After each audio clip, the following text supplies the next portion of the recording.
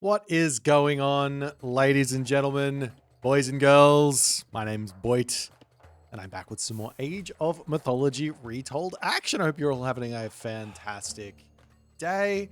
We're going to be taking a look at Kvoth's Isis on this day. He's playing against Ash, who is sort of an up-and-comer. He's been playing pretty well recently. He's Poseidon mainly. He's gotten to that level where he sort of understands the ins and outs of the god, can get into good positions against pretty much anyone, and he can give good games against even the best of players. Now, the reason for this game is simply on the fact that I want to dive a little bit deeper into what makes Kvoth so good at this game, why he is so obscenely good at and finding like really good positions with gods that a lot of other players might not be able to do the same thing with. So I'm going to take a little bit of a look at his decision making, less of a cast in this one and more of a sort of deep dive. I think this is going to be somewhat interesting.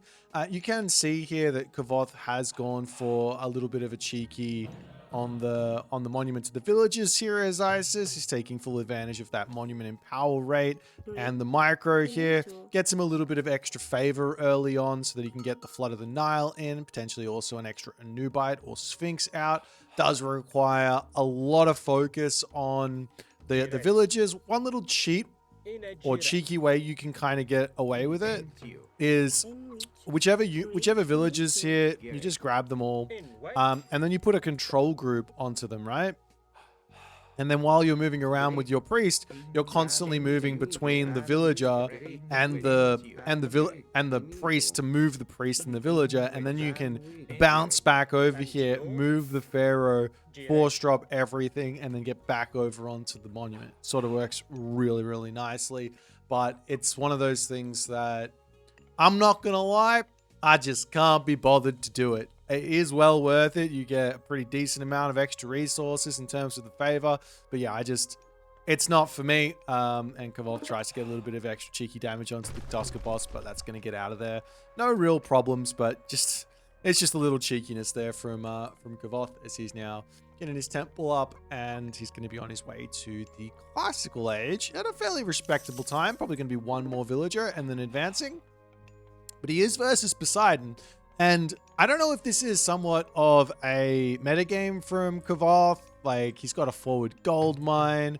He's got himself that houses, temple here, and walls get set up. He's advanced really late, and he's versus Poseidon. I don't know if it's a metagame in the sense that he's playing versus Ash, and maybe he knows how Ash plays. Sometimes at the very top levels, you can kind of learn a little bit about the tendencies of players. I know, for example, that Ash, a lot of the times, actually likes to play a little bit slower. Doesn't go for the really fast advance. He likes to play a little bit slower. And Kvoth maybe is playing into that, but also maybe just saw that he had a map that he could kind of defend his base nicely with, and that he wouldn't have had any issues versus the early game Atalanta and Centaur, which would be harassing him here. So I think there was some damage to be done from Ash, even with the walls set up. Could have snuck around this way, got some damage done or whatever, but neither here nor there. Kvoth, he put some defenses up. Maybe if he saw the fast advance, he would have played even more defenses. Maybe popped a wall over here, a wall here, and some houses in just to fully lock off the gold mine. I don't know, but he's fine, and he gets his classical age in, and in comes the Centaur over here. Now, I'm going to take a quick look at the line of sight, because Ash here is actually doing something I would consider fairly offbeat and probably a mistake in most games versus Egyptian, which is he's grabbing the forward town center. It's quite far from his main base. You know, it might be the same distance, but from this gold mine, which is the villages he pulled off, this is the closer town center. This one over here gets him a rhino, gets himself the zebra behind it. He's got back gold mines here, but the problem with these four town centers versus Egyptian is that they are going to be very weak to any sort of timing attacks. So a couple of spearmen coming out. And Kvoth is now going to do his move forward over onto this town center. So both the players are taking their middle town centers. But the way that Kvoth plays this, and I think it's really interesting, and I think it does show a little bit of a commentary on how Kvoth likes to play versus maybe some other players. So there's this idea of how can I get my town center up as fast as I possibly can. The faster it gets up, the more economy I get, the more income I get, right? That's the idea. In this situation here, Kvoth says, I am not going to go for the faster town center. I'm going to go for the safest town center and take the one in the middle. Ash did exactly the same thing in terms of taking this town center in the middle, but he went for it as fast as he possibly could. So there's probably an angle here where Kvoth might have been able to get a ceasefire out here if he was a little bit more active with the priest and he got that barracks up and a Nubite over there a little bit more efficiently. But anyways, Kvoth now has his town center and he's in a position where he's actually behind by 4 villagers in this game, which is a big deal.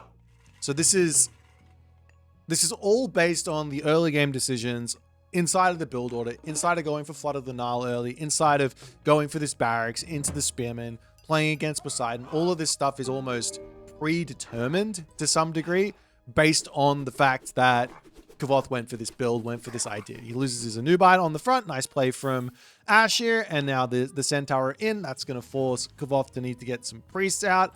And it also, the other thing that these Centaur do, which I think cannot be understated, is that it denies Spearman raids, which is really, really, really important because these Spearmen here, they normally will be more than happy to run around the map if there's any Hippias out to stop them, right? If there's any hoplites out to stop them, they're more than happy to run around the map because they're not going to die to those units. If the Hippias catch them out, they'll turn and fight.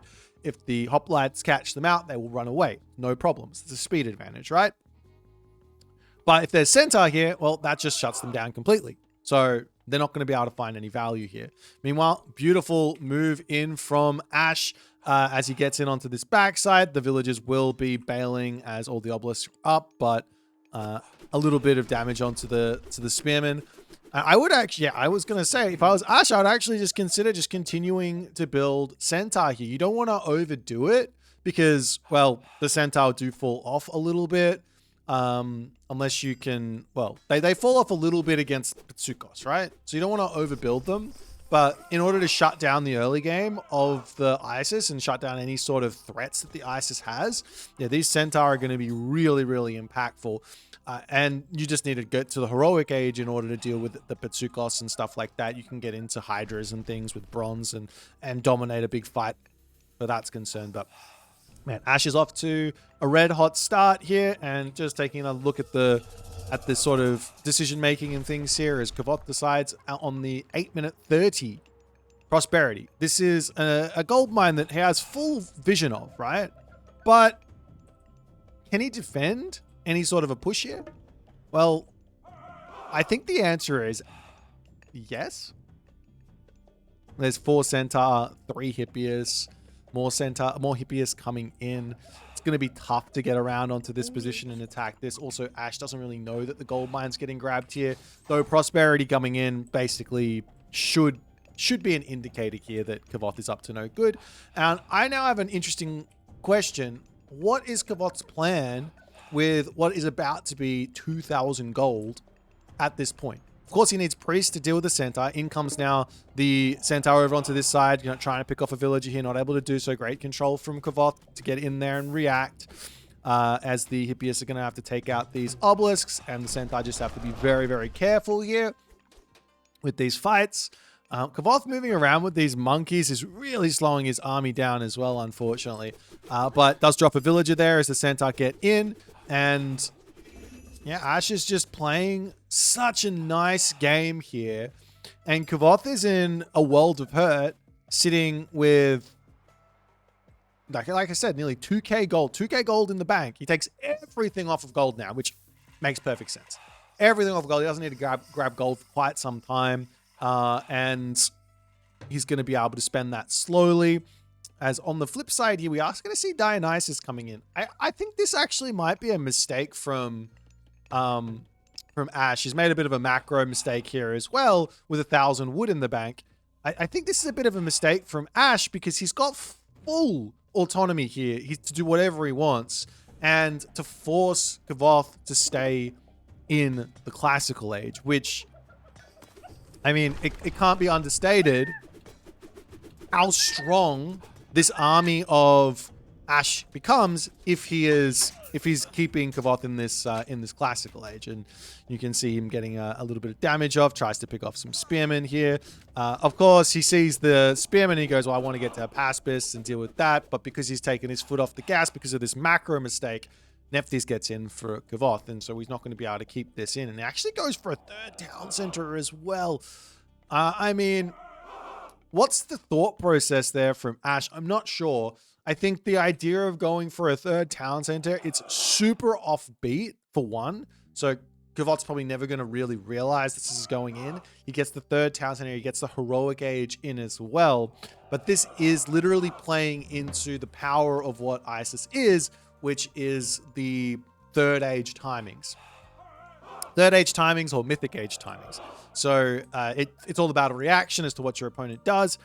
If Kvoth goes for the mythic age timing here, well, this is an amazing answer to that.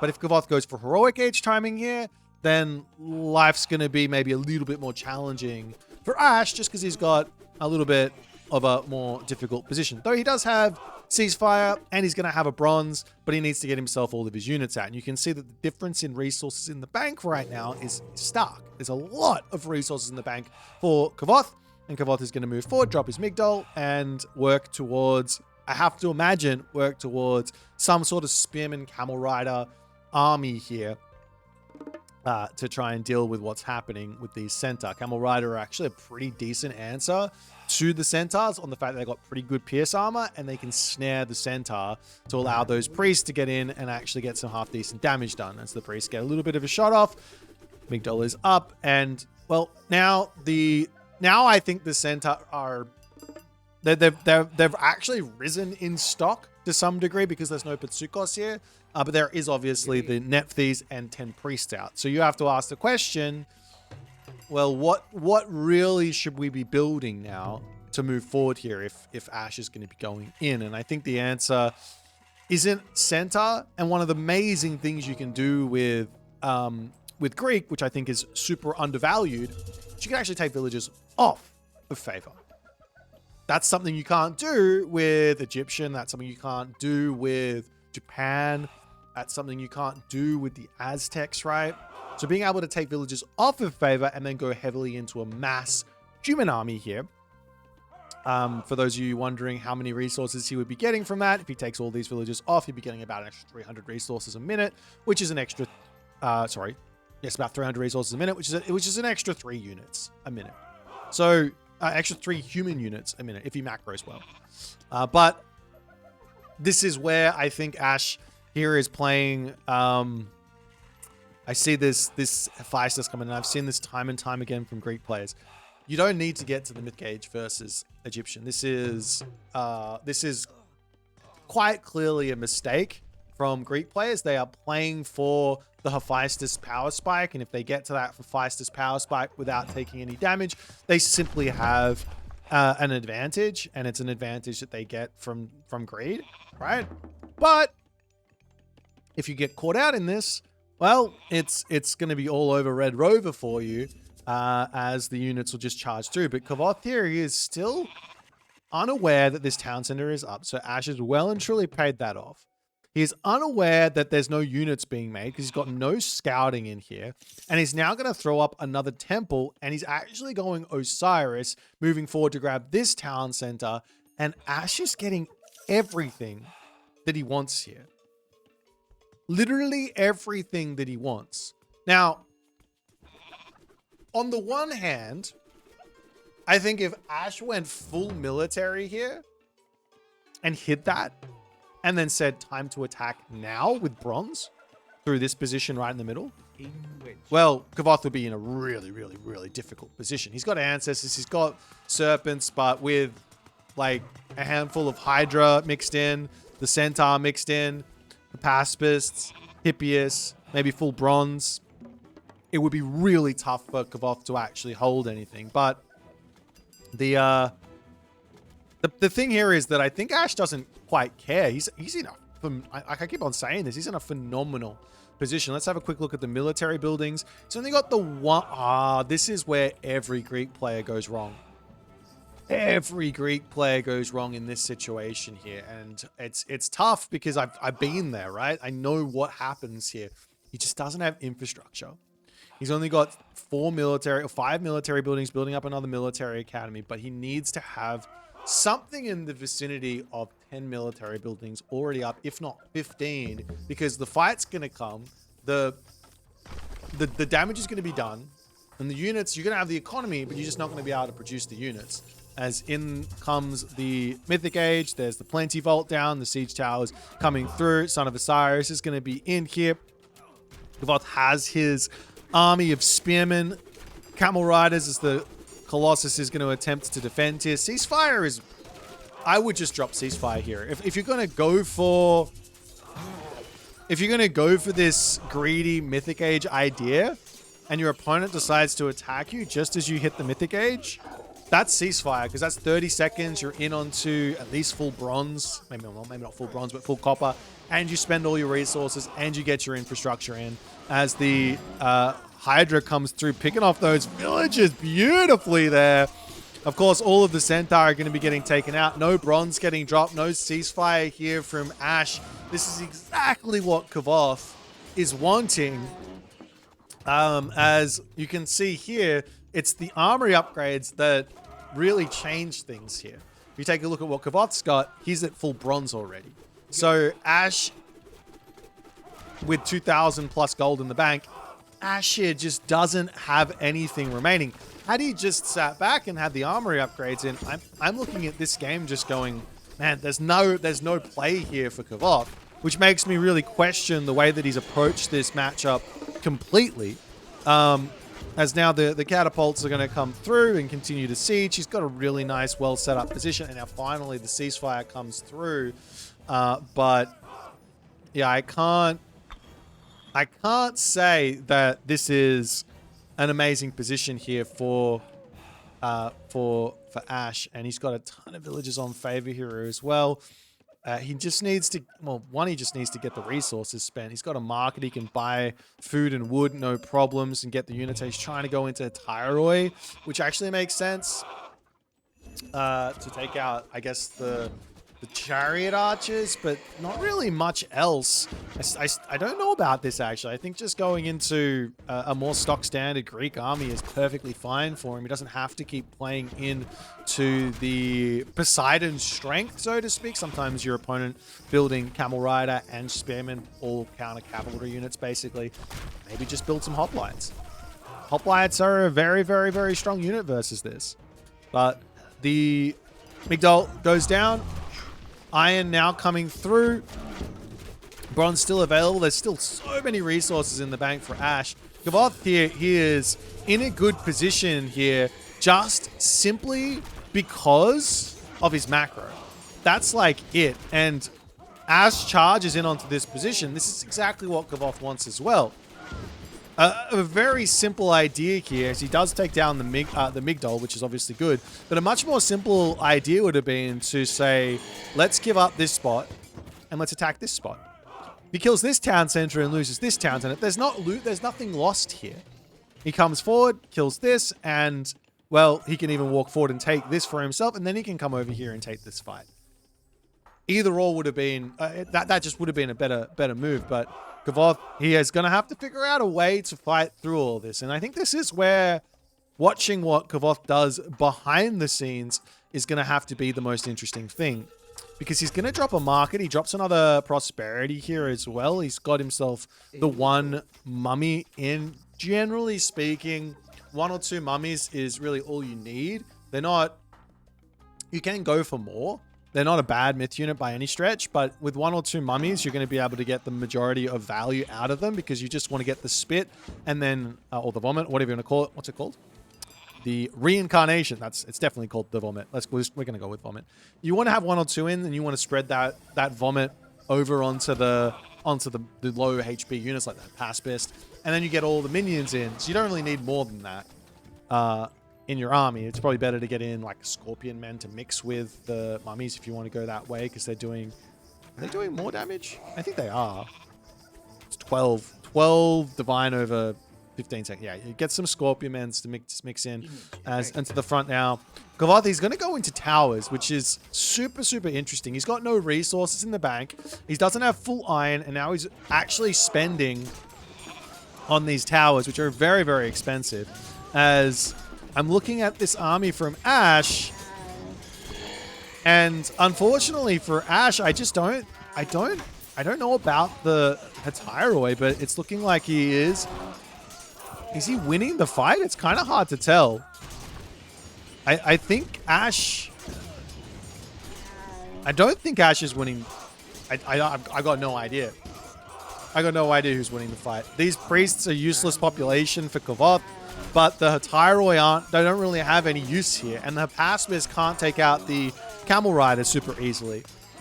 Effectively, pure infantry here of Hoplite and the pacifists with maybe a handful of Hatyroi to get in onto the back line would have been a solid option, but Kvoth manages to hold that push for the second time, but the Heliopoli are able to take out the Migdol stronghold. So happy days for Ashe. He's still kind of in this interesting position. He gets his market set up. He can go for the trade route up to here, which, of course, the other options, you see how many resources are in the bank for Ashe. And I think this is just where it shows the level difference between Kvoth and Ashe in this one.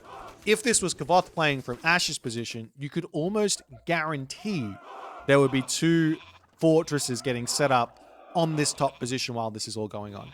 Like, there is just no reason to not set up and then start looking to siege this town center. Because he's defending over here, right? But the top position is completely open, and the weakness here of the Egyptian army versus what's going on here is simply the fact that it can't move. It needs to be a death ball, but so too does the Greek army. The Greek army doesn't need to move, though, because you can just set up fortresses, and then you're in a good spot on the top. Of course, maybe Kvoth could do the same thing and set up a Migdol here and a siege works and start sieging this town center too, but he doesn't have the resources to do that. There's the army coming back in. Now that Hatyroi makes some sense as they're trying to get in onto that back line. Kvoth with some pretty decent micro there, and he's going to start getting his garrison in. That Son of Osiris is still doing work, and you can see the main idea here that Kvoth is going for. And it's a very, very strong idea. And if you can understand this, you can start avoiding it when you're playing against this. But if you're playing as Egyptian, make sure you do this idea. The idea is Son of Osiris is next to a building at all times. Look at the damage this guy has managed to do. He's up to 12,000 damage. And that is a credit to Kvoth. And I think that's the main reason he is in this game. If Kvoth hadn't managed to get the value out of this Son of Osiris, well, Ashe would have won this game maybe 5 minutes ago. And if the Son of Osiris died on that first fight for being misplaced or something, the game would have been done 5 minutes ago. So the takeaway from this game here is, if you want to play like Kvoth with the Son of Osiris, make sure you got these Migdols coming up. And he's got his trade route started now. Not the best trade route in the world, but it's not terrible. He's got himself the coinage as well. I think from here into his main base. Actually, it might be pretty similar. Oh, he's got there. That's the trade route. What is it? 83 gold? What's on this one? Let's have a little look-see when it's done. Town center falls as well for Ashe. He's going to be 76 gold. Yeah. Anyways, this is now... Ashe is just so focused on this position. And I mean, some of this is the Kvoth aura. When you play against someone like this, you get into your head about, well, I gotta do what he's doing. Where sometimes it's actually better to just say, no. He's doing X. Let me do what makes sense. Let me do Y. Let me attack over here, because this is completely open. This is completely open. This is completely open, and the Greek army here of Ashe now still, I mean, he's still got the score lead, mind you, but it's just his army just is not looking like it wins. And Kvoth is changed his army up. He's gone into full chariot archers. We do see that the Hippias are coming in as well. And the thing is, and the Son of Osiris is still unkillable in this position. And it's got nothing to do with the Son of Osiris's power. It's just got to do with the fact that this position here is a fortress. And Kvoth is just going to keep making it stronger and stronger and stronger. And Ash just, I mean, maybe next game he would work it out, but this game he has not. And I guess that's maybe the other important takeaway here is, what if you're playing on a much more closed map? If you're playing on a much more closed map, then this guy gets so much more value. I mean, the other thing you could consider is, well, what if we just had some archers in? Archers are good.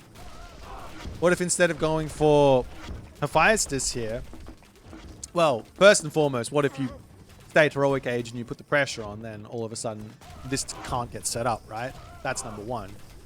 Number two is, what if you went Artemis here and you started making archers instead of the pacifist? You get the plague of the whatever it's called, poison arrows. But Kvoth is just going to continue to slow push forward with Migdol's towers, the creep forward. So strong, so solid, and so Egyptian. This has been an Egyptian concept since, what, 2003? Players have been doing this forever. I remember watching a really old game from the Chrono JJ archives, and players have been doing this at the top level for a very, very long time. So, yeah, Migdol creeping. Does he have the upgrade for them as well? He's got the upgrade for them as well. So they're doing an insane amount of damage, 58.7 pierce damage per second. Bit of a population check on how much that's worth. If you take a look here, this is 3 pop on 12.1. So what are you looking at? Like 8? Like 10? 10 population for each of these Migdol strongholds? 5 population? No. 3? 3 times, hang on, they're 12. My math is hurting me right now. 3 times 5, so 15 population for each of these Migdols. Plus you got the Son of Osiris. So yeah, these things, this idea from Kvoth, super solid. I don't know if I like the game plan or the way that he got here, so to speak. I don't know if I like that specifically. I love the way that Ash got into the 3-town center position, and now over onto this side. Now Kvoth has got all of the resources in the world, and he's ready to start hitting on this top position. Just like I said, Ash probably should have done it earlier. Kvoth can do it now, as he's got all the play in the world. Ash still continuing to play. Of course, the Greek, if Ash gets back into an equal position here with the town center, then he can obviously win, which is why he's still playing it out. But Kvoth drops the Titan Gate, and Ash says, all right, GG. So really, really interesting game from Kvoth. Like I said, the idea of the Migdol fortification on the front for Egyptian, as old as time as itself, but as good as it ever has been, especially with this Son of Osiris. But also remember that the weaknesses are here. And the weaknesses are, okay, he's got a fortress here, let's attack somewhere else. And then you have to make him fortify this position and then fortify this position. You're just looking to attack him in places where he's not fortified, while also trying to maybe slow siege down these sort of positions. The Titan Gate on the front here is just BM. Anyways, hope you guys enjoyed the game. If you did, make sure you hit the follow on the Twitch. If you're on the YouTube, hit that subscribe button, and I will see you guys in the next game.